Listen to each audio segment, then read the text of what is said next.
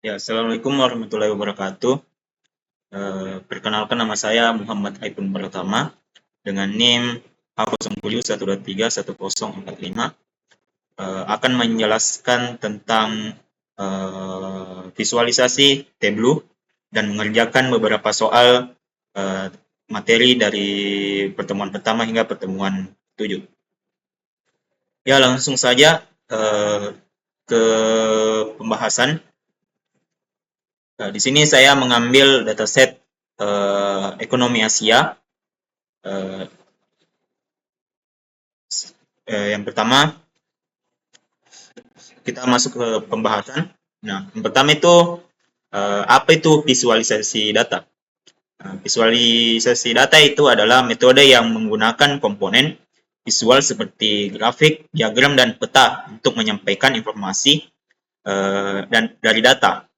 Nah, tujuannya adalah untuk mentransformasi data yang kompleks, besar, ataupun bersifat angka menjadi bentuk visual yang lebih mudah dipahami oleh pengguna. Berbagai perangkat visual data dirancang untuk mempercepat proses penyampaian informasi secara visual, sehingga informasi yang dihasilkan menjadi lebih jelas dan detail. Nah, selanjutnya apa itu Tableau? Tableau merupakan perangkat lunak business intelligence yang dirancang untuk membantu pengguna mengakses berbagai sumber data, menyajikan dalam bentuk visual seperti grafik maupun dashboard interaktif, serta menganalisis dengan cara yang intuitif. Nah, adapun komponen utama dalam Tableau antara lain Tableau desktop, Tableau server maupun Tableau public dan Tableau Flip. Nah, selanjutnya itu apa manfaat dan tujuan visualisasi data. Nah, manfaat visualisasi data itu sangat penting dalam mengelola data karena mempermudah pemahaman informasi kompleks dengan cara yang lebih sederhana dan menarik. Alih-alih melihat angka-angka yang membingungkan, visualisasi menyajikan data dalam bentuk grafik, diagram, ataupun peta yang lebih mudah dipahami oleh mata dan otak. Hal ini memudahkan kita untuk mengidentifikasi pola, tren, dan hubungan yang tidak terlihat langsung seperti fluktuasi penjualan seiring waktu atau perbandingan kinerja antar produk. Nah, adapun beberapa tujuan dari visualisasi data yaitu pemahaman cepat dan intuitif. Nah, di tengah banyaknya data yang tersedia seperti untuk memahami informasi dengan cepat, visualisasi memungkinkan orang untuk langsung mengenali pola dan hubungan antar data yang sulit ditemukan jika hanya melihat data dalam bentuk mentah. Nah, selanjutnya itu penemuan wawasan baru. Nah, penyajian data secara visual seringkali mengungkap wawasan atau pola baru yang mungkin tidak terlihat dengan jelas dalam tabel atau teks biasa. Nah, selanjutnya pengambilan keputusan yang lebih baik. Nah, dengan visualisasi pengambilan keputusan dapat dengan cepat melihat variasi, tren, dan anomali yang membantu mereka membuat keputusan yang lebih tepat berdasarkan data. Nah, selanjutnya yang keempat, komunikasi efektif. Grafik dan diagram lainnya dapat menyampaikan informasi kompleks dengan cara yang mudah dimengerti, menjadikan alat komunikasi yang lebih efektif untuk berbagai audiens. Nah, selanjutnya yang terakhir yang kelima yaitu penyederhanaan informasi yang kompleks. Nah, dataset yang besar atau penelitian yang lebih rumit bisa disajikan dalam format visual yang lebih sederhana, memudahkan audiens dengan berbagai latar belakang untuk memahami inti dan informasi tersebut. Nah, yang keenam dan yang terakhir yaitu simulasi keterlibatan audiens.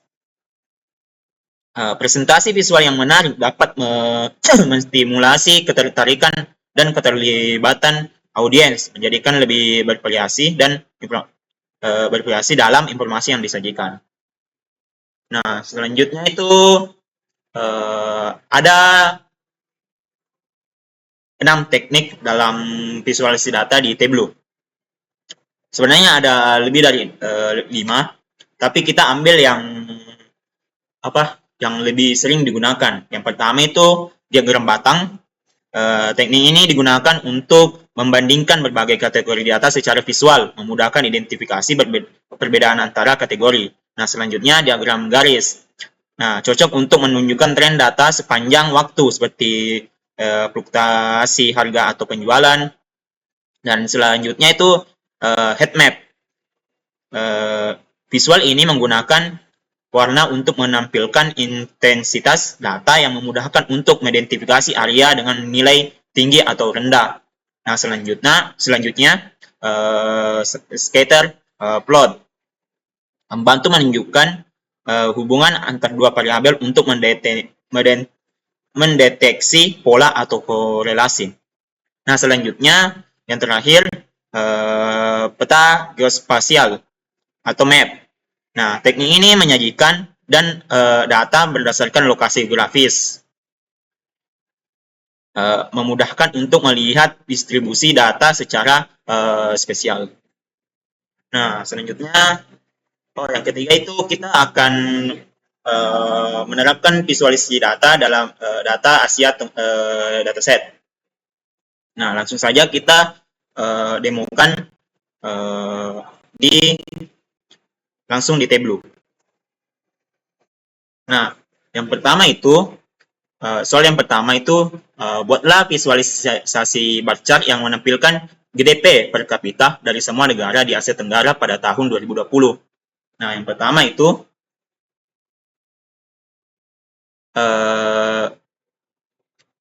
apa?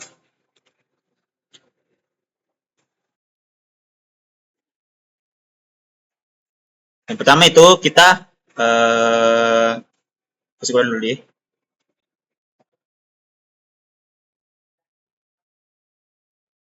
Nah, yang pertama itu kita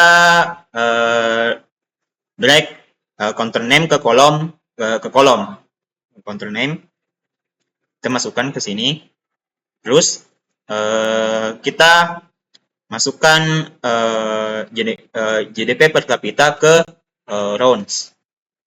Nah, selanjutnya tambahkan year karena date ke dalam filters.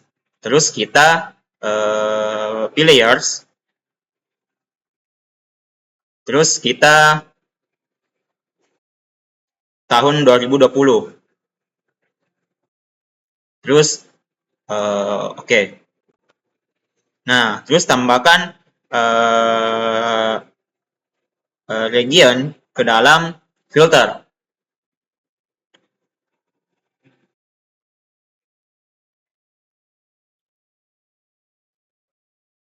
Pilih Asia Tenggara, South Asia. Terus sudah jadi. Nah, selanjutnya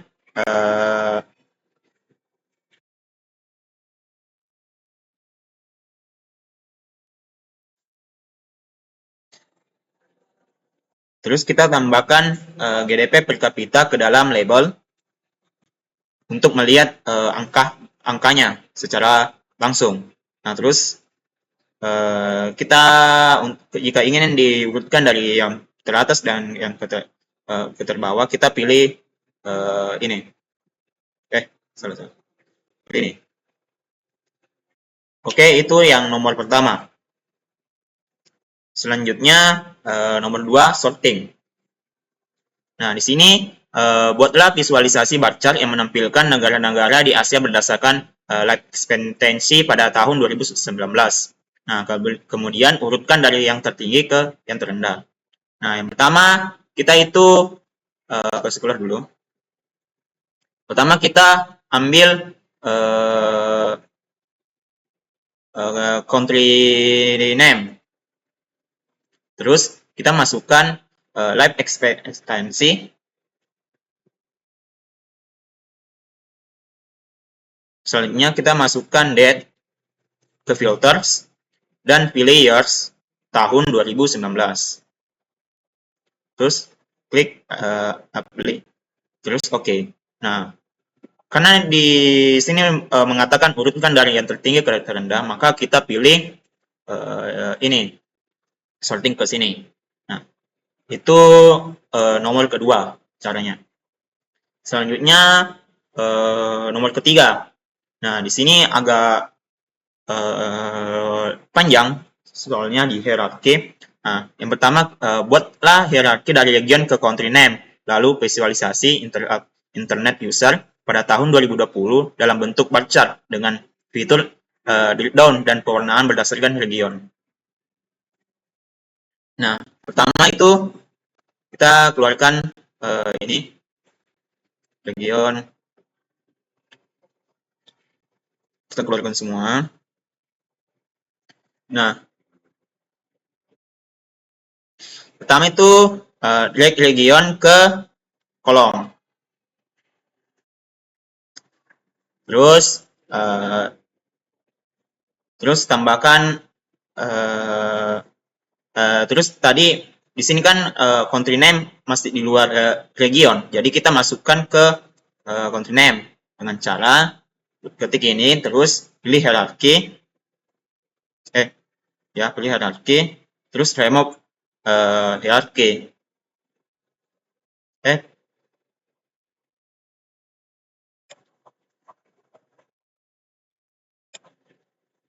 hierarki, terus add create hierarki. Nah, terus di sini nama hierarkinya. Sorry tadi salah. Nah, sudah itu, kalau sudah dibikinkan akan tuliskan region hierarki. Nah, terus kita sudah setelah itu kita masukkan live ekstensi internet user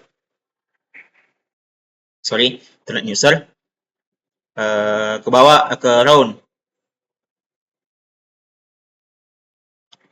Nah, terus tambahkan year pada mana itu ya? Tambahkan date pada filter. Terus year. Terus pilih tahun 2020 karena yang diminta itu tahun 2020.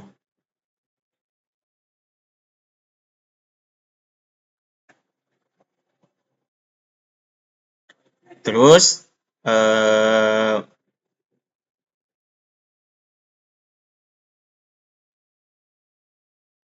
tambahkan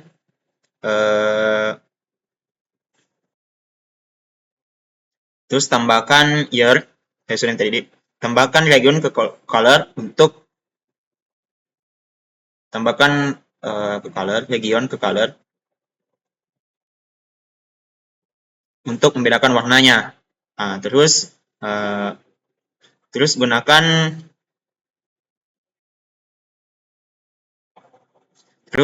ubah di sini untuk melihat setiap negara seperti itu.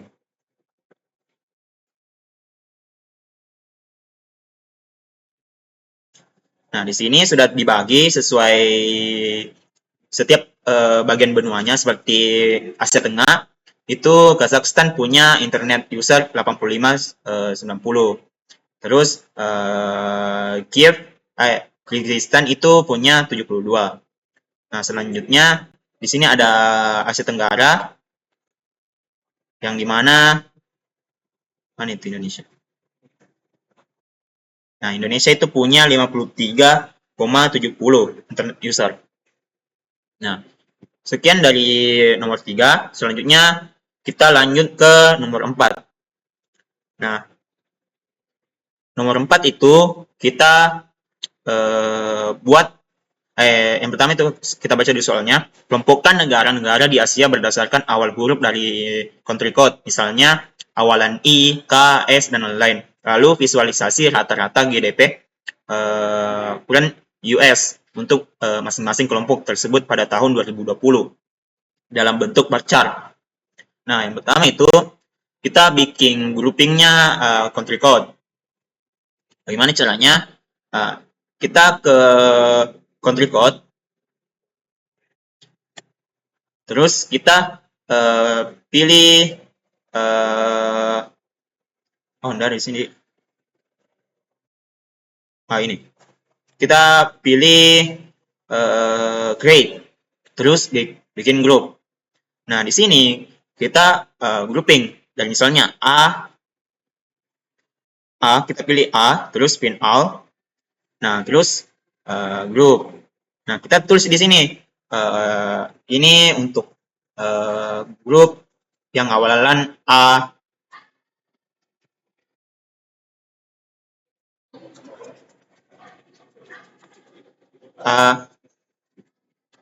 Terus enter. Nah, di sini sudah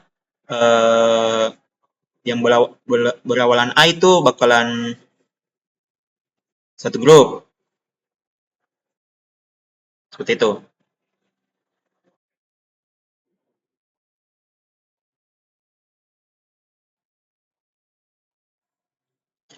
Jadi kita seperti itu ya. Nah, selanjutnya sudah itu. Nah, selanjutnya sudah itu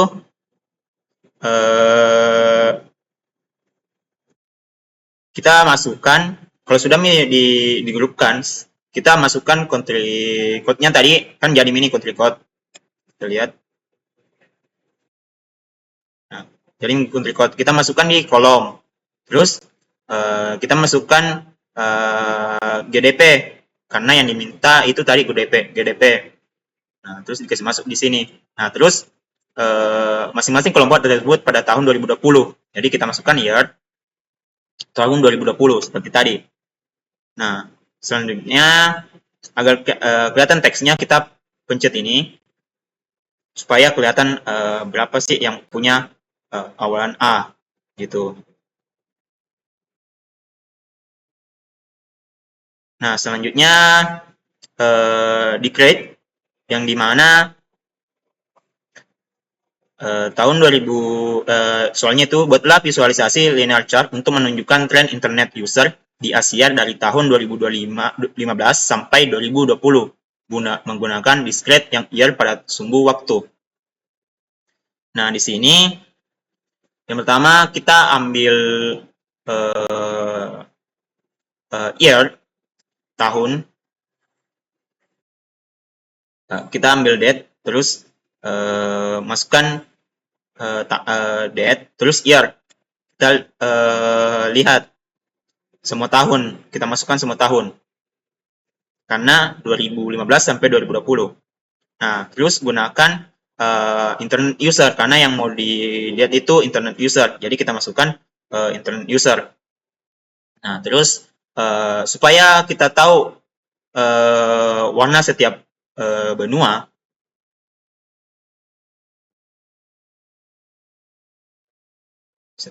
kita tambahkan region pada color supaya ditahu oh ini Central Asia atau Asia Tengah yang warna biru, terus South Asia yang warna merah.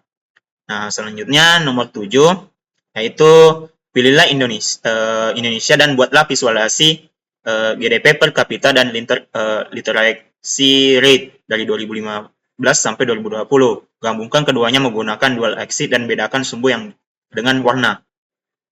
Nah, yang pertama itu sama tadi, kita masukkan year dulu di kolom semua tahun. Nah, terus kita tambahkan GDP per kapita dan literasi rate ke dalam round, karena yang diminta itu GDP per kapita dan literasi rate. Nah, terus sudah itu kita pilih di literasi rate, kita pilih dual axis. Nah, ini dual axis. Nah, terus kita